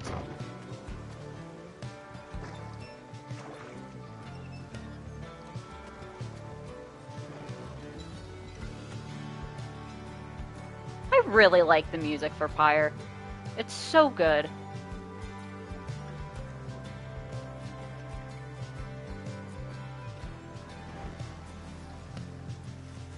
The wagon continues rolling gently across the waves, which seem to you a welcome change of pace after having come from flagging hands not very long ago. However, Jordariel seems more concerned now than before and paces ceaselessly. Yeah, she probably doesn't fucking like the ocean. When she notices Ruki, she stops him for some questioning. Greentail, how is he doing? Who, Hedwig? Oh, he's pretty much the same. Been up all night, retching into the waters, if I had to guess. It's first time out at sea? His first. She turns to you. Reader, please check on Hedwig when you have the opportunity. He requires our support, and we require his swift recovery. You wish them a good afternoon as you go check up on the others in the group. Later, you find Hedwig looking out of sorts. Oh, buddy. Oh, hello, my friend. It's just... the sea hasn't been good for me, I guess. It's funny. All this trouble. Just to get back to the Commonwealth of all places. Hey, tell me something. What do you miss the most about that place? Hedwig wants to know what you miss about your past life. Your book collection, sure, it was highly illegal, though just the same, you missing having had access to those volumes, the few friends you had. Your life was almost always difficult, but several of your longtime confidants did help you get by. Perhaps the food. Your mouth waters at the thought of it, at least compared with what passes for sustenance here. Nothing springs to mind. You have made conscious effort to discard most of your memories of living in the Commonwealth. It seems like the food is mouth-watering enough, so we'll go with that. You confess to him that you do miss Commonwealth cuisine, not that you often got to eat your fill of it or anything. The food, that's a surprise. I always thought the food was terrible. I hope you're not offended. I think maybe you haven't tried real food. One day, if we luck out and find ourselves decent ingredients, I'll cook something for you, okay? Anyway, I'll be fine, I think. Thank you for checking up on me. You sense he wishes to be alone. There is not much to be done for him for now. It appears Hedwyn is too ill to conduct the next rite. May he get well soon. I am sorry for my interruption, reader. Please again confirm the next point on our voyage. Minstrel, calm down. Sea of Solace! According to Bertrude, the celestial landmark you seek is beyond this strait. Okay, we might have time to conduct the next rite.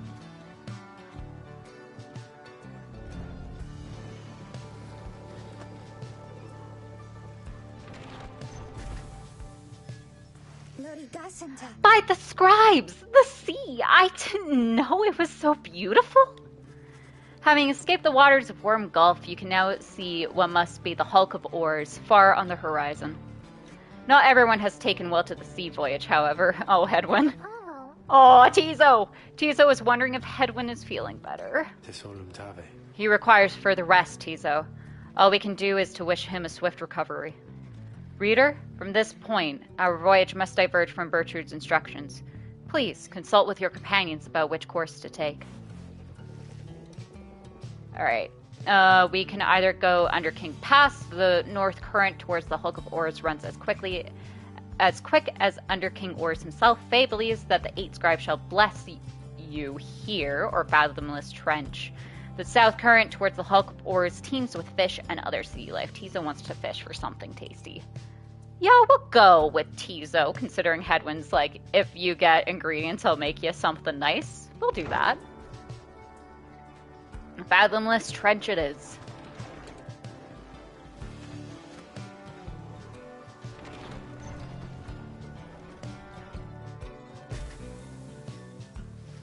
The sea is peaceful for the most part, save for occasional strange shimmers beneath the surface. You realize the lone minstrel is looking down at them along with you. Those shapes down there. Some must be worms of the Sea Dominion, cast into exile. The vast and war-torn undersea regime, hometown told numbers of amphibious worms. Having conquered their waters, the worms clambered onto the Commonwealth shores in search of new wars. Dope. I understand they tirelessly fought the Commonwealth's wars, having grown weary of their own. They must make worthy adversaries. Tizo appears to have spotted something tasty. Tizo dives without warning into the depths below. And there he goes again. That one enjoys being at sea, despite its perils. Eventually, the little imp resurfaces, clutching something in his claws. Tizo caught a spotted slur. You could always sell it. Oh! Whoa, holy shit. 86 coin? Jesus Christ. A limbless, cold-blooded creature caught at sea. See, I thought we were gonna cook it. But that's alright. We kind of do need the cash.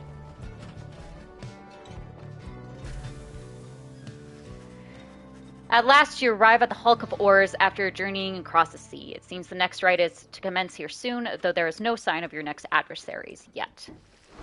Alright. Page revealed down the river. Oh, hey, you guys. Funny running into you out here right in the middle of the drink. Know what I mean? Not a lot of customers today, so have a look and I'll give you a good deal.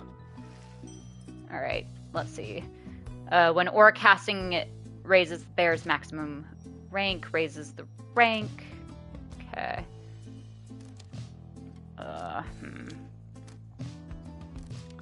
Okay. this we can just sell. Okay, let's see. Grants the bear +2 presence. While carrying the ore, bear moves faster. I have no thing for that.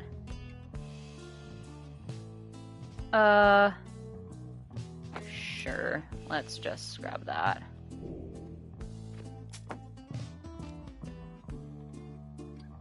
And since this is 3 coins, and what's this? 18 coins? Okay, we can do that too.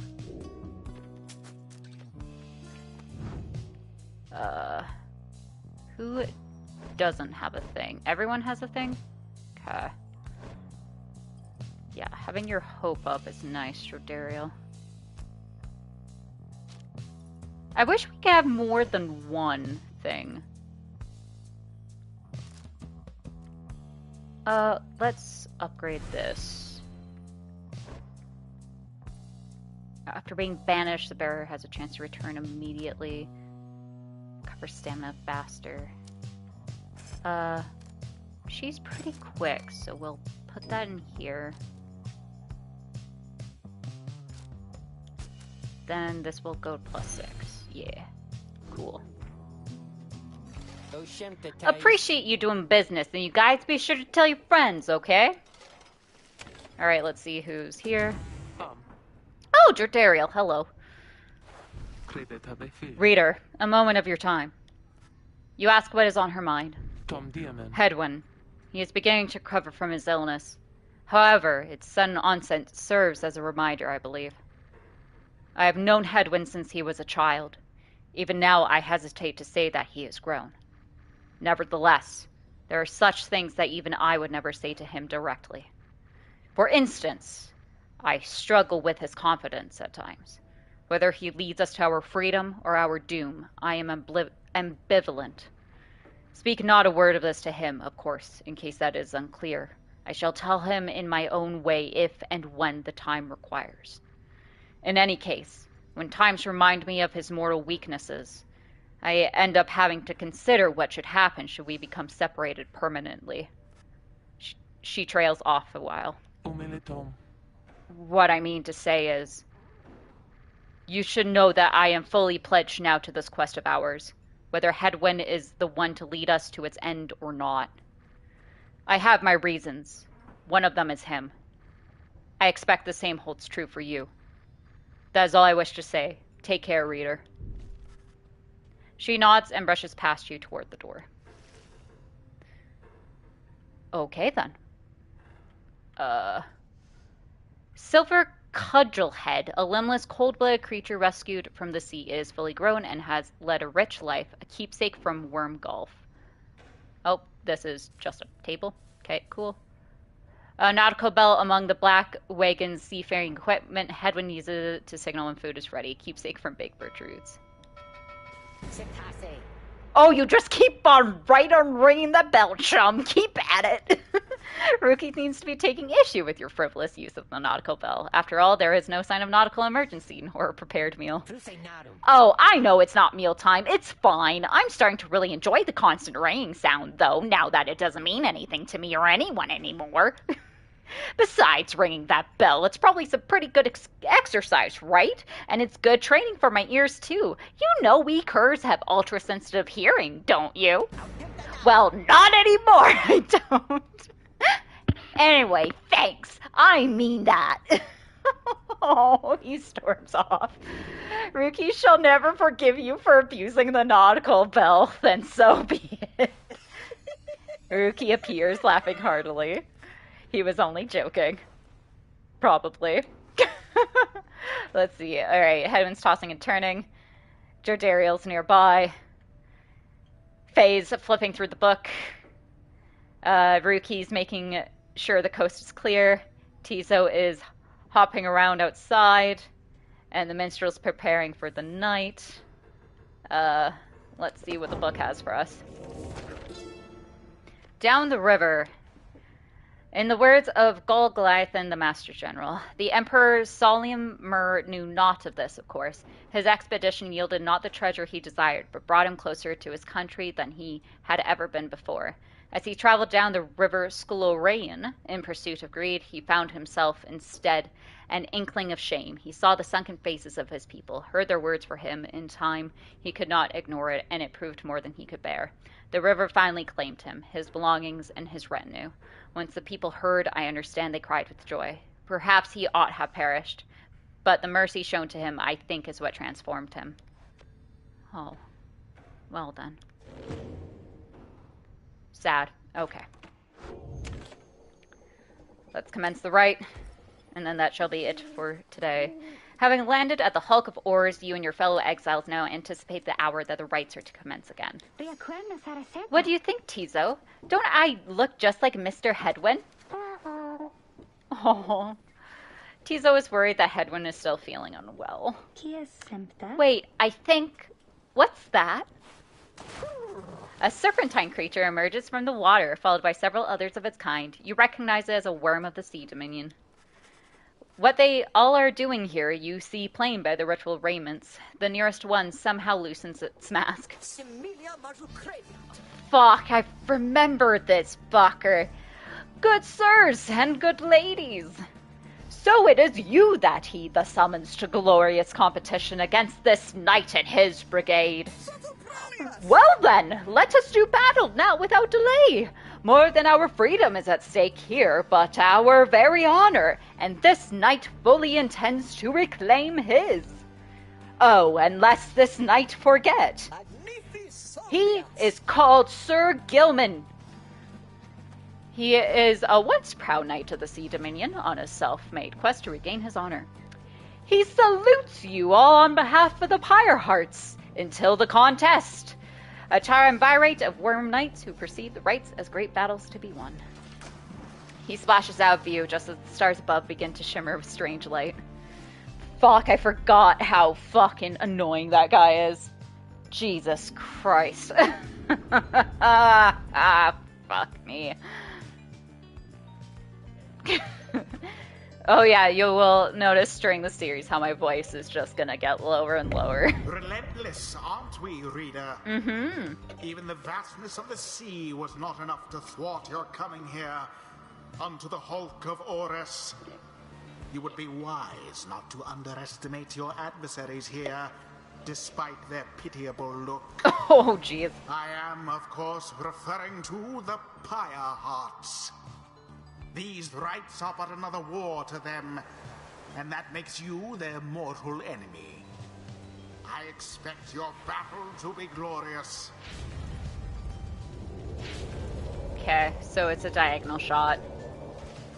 Your fellow exiles are gathered on the rotting deck of the hulk of Orus. As your adversaries clamber into view, Ruki paws up to them. Say, what are you worms even doing here? Can't you just swim back to the Commonwealth or the Sea Dominion or wherever it is you're from? Ha ha! An excellent point! It seems then that these adversaries in the rites are clever, wouldn't you say, sire? Just get rid of them already, Gilman! As your commanding officer, this knight hereby commands it. Okay, same Sir Gilman.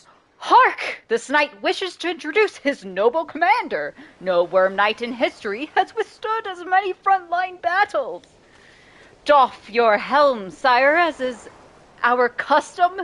May our adversaries tremble at the sight of you. Sir Gilman attends to his commander's mask despite his protests. Wait! Give this knight his mask! This knight hereby presents to you the great Sir Deluge. A noble visage, is it not? He is a petty worm knight of the Sea Dominion, who somehow survived countless battles. Sir Deluge trembles and squirms. So yes, you can swim or no? Ha! Of course we knights can swim. All knights of the Sea Dominion can. But we are exiles in this land, and same as ye. We can swim, 'tis true, but 'tis summarily impossible to swim back up the river down which we were flushed to end up here. Nay, there is but one way to return. Silence, Gilman. Nobody cares. Back to your post. Hello. Hi, honey. How are you doing, darling? Sir Gilman hesitates, but does as he is told. This knight knows who you are, Nightwings, and he is not afraid of you. He somehow climbs back into his mask and coils up to his full height. Now, on guard! The exiles of the Worm Triumvirate take their positions as you focus on the Book of Rites. Good, yeah, how about you? I'm doing quite good, thank you. Alright, let's see how this goes. Reader, Hedwyn's illness means he cannot help us here. He shall be counting on us. Hedwyn's seasick. Aw, thanks, love. The rite shall begin. Alright, let's see, okay. Faye can get more out of this. What about Tizo? No. Okay. Hope 12, Hope 25, Quickness 12. Who's the lowest? Okay. Tizo. And then we'll do Jordariel, because she's next lowest. Jordariel. Now. Let us make short work of this lot. Gilman, status report. What is the enemy's position? They now stand ready to confront us, sire. A very brave triumvirate they seem to this night's eye. Brave? Air-sucking monsters, one and all. Pyre hearts, be ready. Oh god, my voice is gonna fucking blow. Okay. Now begin. Be gone.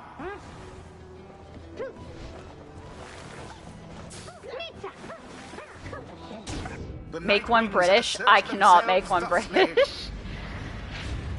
If I were to attempt to make one British, it would not be great. Oh, damn! If I were that one, I'd be rather angry.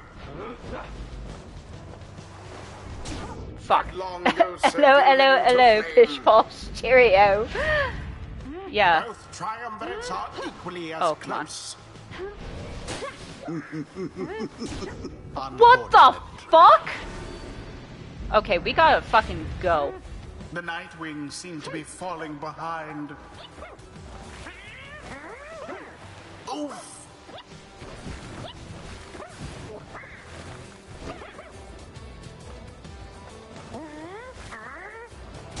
Get back in. Takes the plunge. Oi, good day.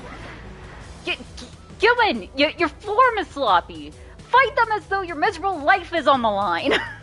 Oh, God. Your words do wound me, sire. This knight gives every right his very, very best. Though perhaps we do have much to learn from such a brave triumvirate as the ones who we now face. Whose side are you on? Get out there and vanquish them at once. They seem to be arguing? Oh, I think this is our chance. Fucking, I don't know, Faye. What the fuck are... Oh, okay, there seems to be dissension in your adversary's ranks. Faye, douse the flame. I mean, if they're arguing, we'll just quickly slide on in. The Nightwings edge closer to victory.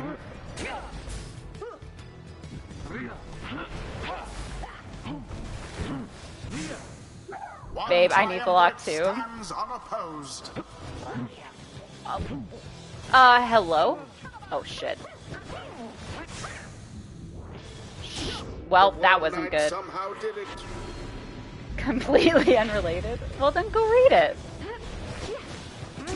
The deluge has plunged into his adversary's Fuck, this is power. not going good. Okay, so we got it, get it, and then... Unworthy.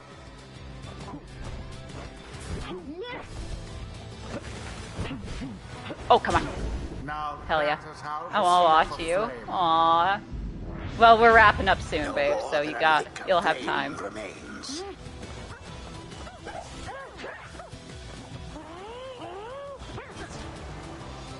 Oh, Verily, oh, 5 left. Okay, we can do this.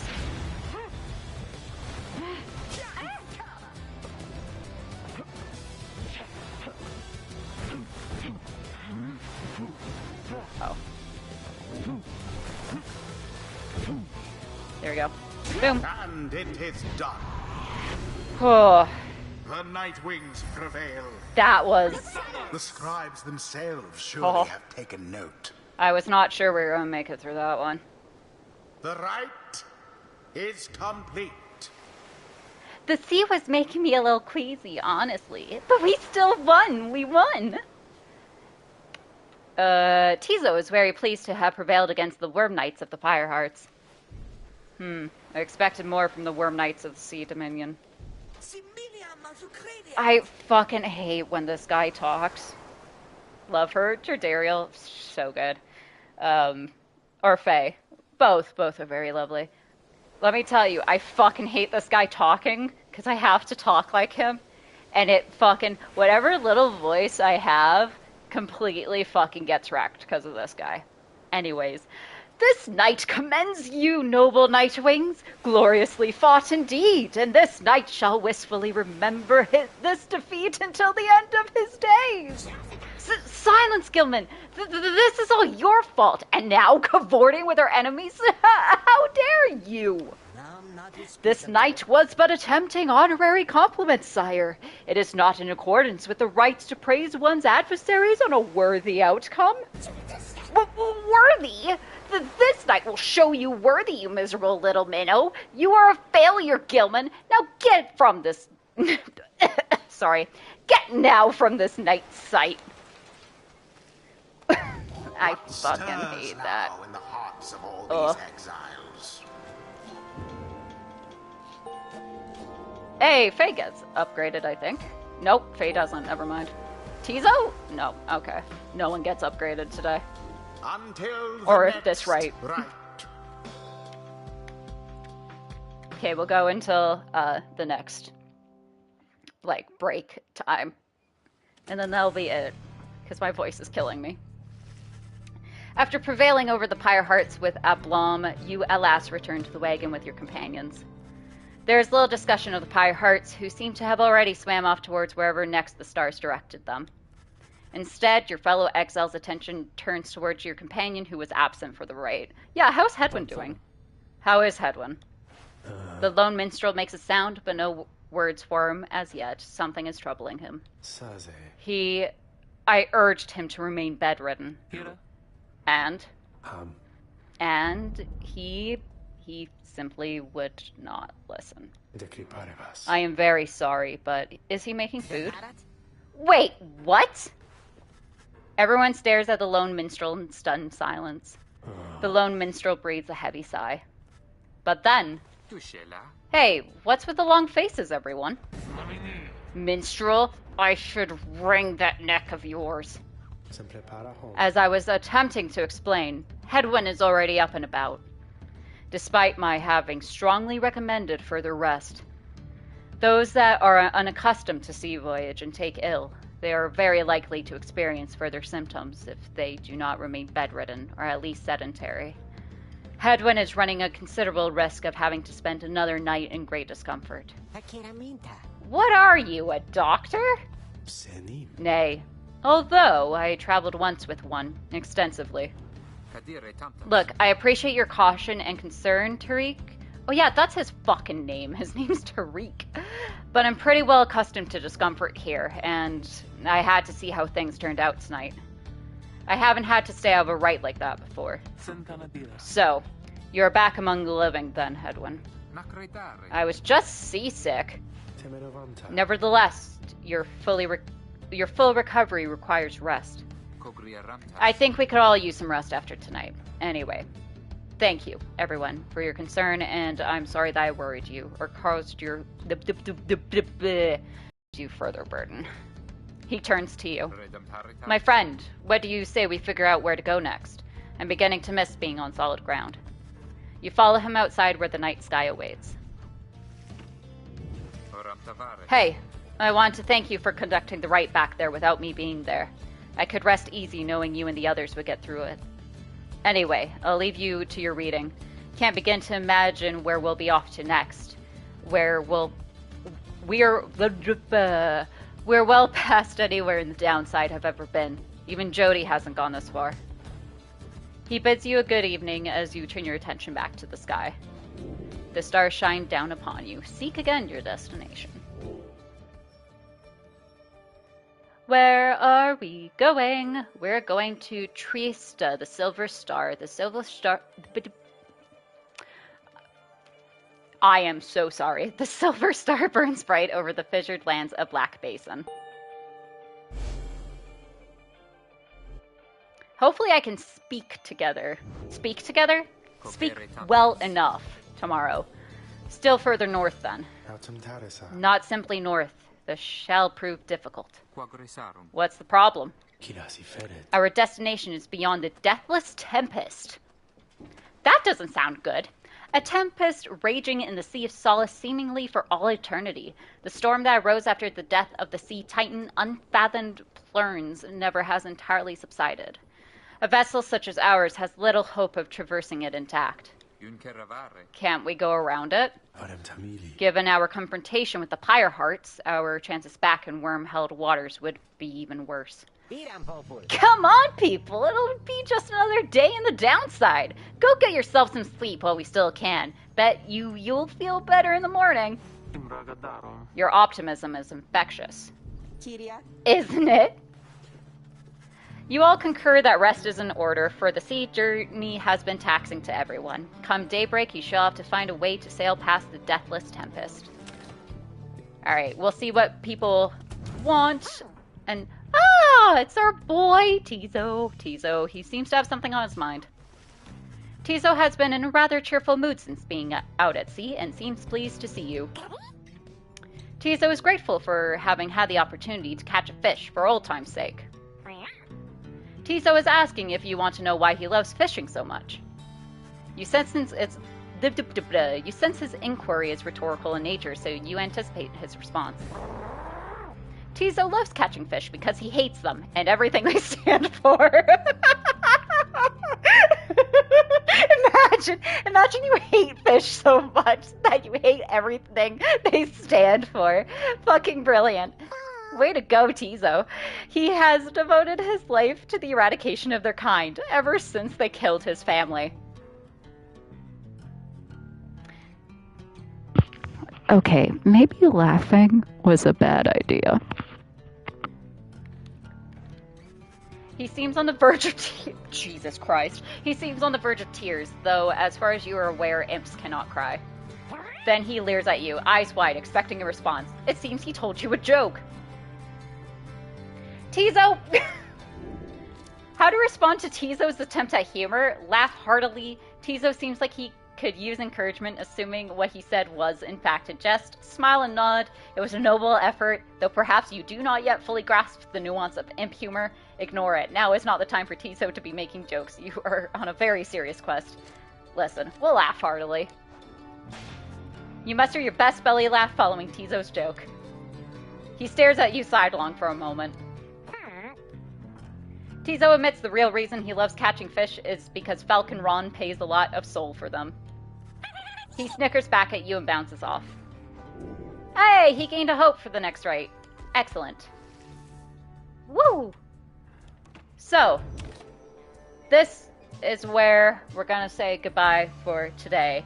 My voice is very sore, but I want to say thank y'all so much for watching. If you want to see more Pyre, make sure to subscribe if you haven't already, and click the notification icon to know whenever I go live. If you like the video, please give it a like, and if you can, donate. It helps keep the little light here running. So if you would like to do that, you can go to ko-fi.com/ThePorcelainGamer. It is also the pinned comment in live chat. Far as I'm aware, this is more or less a normal week. So today through Wednesday, we will be doing Pyre. Thursday's day off. Friday, we'll be doing a run of Hades. And Saturday, we should be good to go with Ash for Baldur's Gate 3. That all being said, thank y'all so much for watching. I love you as always, and I'll see you next time.